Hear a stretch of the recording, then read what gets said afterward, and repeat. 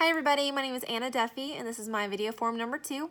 After reading through all of the readings for this week, it really opened my eyes to what counselor impairment is and making sure that I don't fall into that. I understand that it can be very hard for counselors to juggle their personal life and their work and keeping up with all the information with their clients. So I do understand how easy it can be for counselors to fall into impairment, but I think that reading everything this week has really helped me to kind of understand what the symptoms are and how it can begin, making sure how I can avoid that.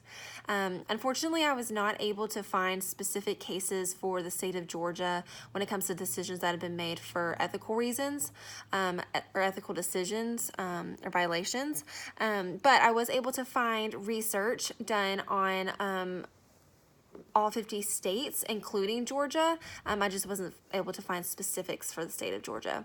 But in the research that I found, they found a list of different violations that have been made ethically by professional counselors, and the most common one was failure to acquire continuing education credits. So making sure that you're keeping up with your accreditation and that your licensing is still active and it hasn't expired is the most common thing that counselors have been disciplined for. The next was dual relationships. The third was sexual relationships with clients. And the fourth was misrepresentation of training / credentials to the public.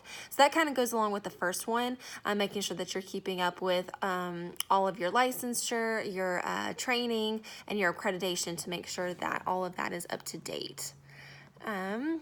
Let's see, how might self-care or the lack thereof result in counselor impairment? This is so important.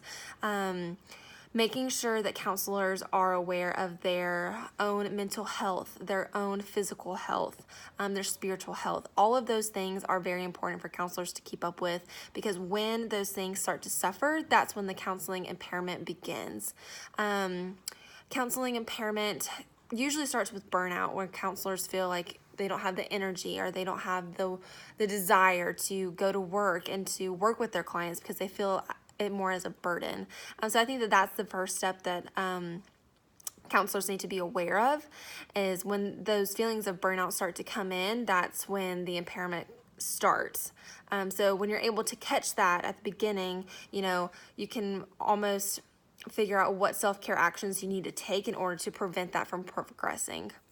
The ACA Code of Ethics talks about how important it is for counselors to not become impaired, but it also states, let me see, it was very specific, in C2G under the impairment section, that it is important for counselors, if they are aware or if they start to realize that their impairment is starting to come up, that they find someone to talk to, that they take a step back and they put a pause on their work with their clients, because if they're not completely there and completely prepared, then they're not going to be able to best serve their clients, which I think is really important. And I think that that does justice for the clients, because you want to make sure that you are taking care of them in the right way.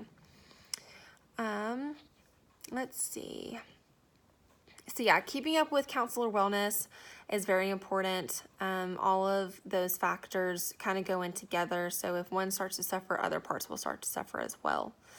I think my question that brings to mind is, what are some great ways to keep up with, personal wellness? Obviously, like exercising and eating right is great, and seeing a therapist for counselors as well is awesome. But what other ways can counselors be proactive in making sure that their wellness is up to date, and that they aren't suffering in other areas, and also being aware of all of that? Like, what's the best way for counselors to be aware of potential counselor impairment? Thank you.